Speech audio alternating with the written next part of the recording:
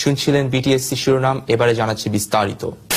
গতকালকে রাজধানীর গুলশান এলাকা থেকে আটক করা হয় প্রায় 1.5 শতাধিক তরুণ যুবককে। ঘটনাস্থলে গেলে জানা যায় এই সকল তরুণ যুবক বাবা মার কাছ থেকে টিউশনির নাম করে টাকা নিয়ে প্রতিদিন তাদের প্রেমিকাকে খাওয়ায় ফুচকা এবং চটপটি। এছাড়া পুলিশ সূত্রে জানা যায় চক্রের লিডার রোমিও খান পুলিশের হাত ছেড়ে পালিয়ে যায়। শেষবারের মতো তাকে বলতে শোনা যায়, মামা চটপটিতে টক কম দিও, আমার জান ঝাল খেতে পারে না। এদিকে অবরোধের কারণে চরম দুর্ভোগে পড়েছে দেশবাসী। তরুণ যুবক সকল বয়সের মানুষ রাস্তায় ভিড় জমিয়েছেন লাইন ধরে।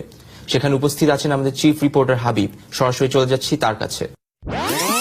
জি সালমান, আপনি যেটা দেখতে পাচ্ছেন, আমরা রাজধানীর একটি রাস্তায় দাঁড়িয়ে আছি এবং আমার পিছনে কিছু সাধারণ জনগণ দাঁড়িয়ে আছেন। তারা কেন দাঁড়িয়েছেন সেটা আমরা জানি না, এখন এই মুহূর্তে তাদের কাছ থেকে আমরা জানবো সেটা। জি, আপনার অনুভূতি কি? সুন্দর একটা ডিউটি জন্য দাঁড়িয়ে। আচ্ছা, আপনার অনুভূতি কি? মনে করেন খুশির ঠেলায় আমি এখানে দাঁড়িয়ে আছি। খুশির ঠেলা দাঁড়িয়েছে।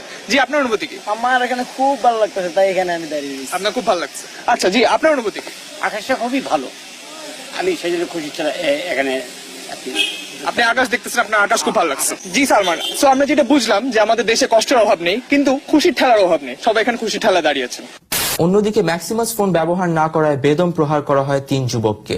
ঘটনা সূত্রে জানা যায় ম্যাক্সিমাস ফোনের স্টাইলিশ ডিজাইন এবং লেটেস্ট টেকনোলজি থাকা সত্ত্বেও এই তরুণ যুবক কিনেছে বেশি দাম দিয়ে বাজে বাজে ফোন। এতে ক্ষুব্ধ হয়ে যায় এলাকাবাসী এবং তাদেরকে বেদম প্রহার করা শুরু করে। ঘটনাস্থলে উপস্থিত আছেন আমাদের স্টাফ করেসপন্ডেন্ট বাবু। সরাসরি চলে যাব বাবুর কাছে। হ্যাঁ বাবু, আপনি কি আমাকে শুনতে পাচ্ছেন? জি সালমান, আমি শুনতে পাচ্ছি। আপনি শুনতে পাচ্ছেন? জি, আমি শুনতে পাচ্ছি বাবু। সালমান, আপনি কি পরিষ্কার শুনতে পাচ্ছেন? হ্যাঁ ভাই, আমি শুনতে পাচ্ছি, আপনি বলেন। আলহামদুলিল্লাহ, ম্যাক্সিমাস মোবাইল থেকে ফোন দিয়েছি বলে হয়তো সুন্দর শুনতে পাচ্ছেন। সালমান, আমি এই মুহূর্তে রাজধানীর একটি ব্যস্ত মোড়ে অবস্থান করছি। আপনি দেখতে পাচ্ছেন আমার পিছনে সেই 3 যুবকের একজন বসে আছেন যারা এরকম বোকামিপূর্ণ একটা কাজ করেছেন। জানি না তাদের মাথায় এমন কি সমস্যা হয়েছিল যার কারণে তারা এরকম বোকার মতো একটা কাজ করে বসে। বাংলাদেশের শ্রেষ্ঠ গায়ক, নায়ক, নৃত্যশিল্পী এবং সকল গুণের অধিকারী তরুণ লিটন শেখকে পাওয়া যায় সুদূর অস্ট্রেলিয়াতে। অস্ট্রেলিয়ান এমবাসি তার এই প্রতিভার জন্য তাকে বাংলাদেশে আসতে দিতে রাজি নন।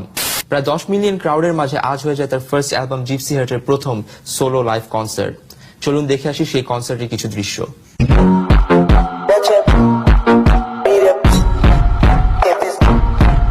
দেখছিলেন ম্যাক্সিমাস নিবেদিত দুপুরের আফটারনুন সংবাদ। বিদায় নিচ্ছি আমি সালমান মুক্তাদির। গুড আফটারনুন থেকে।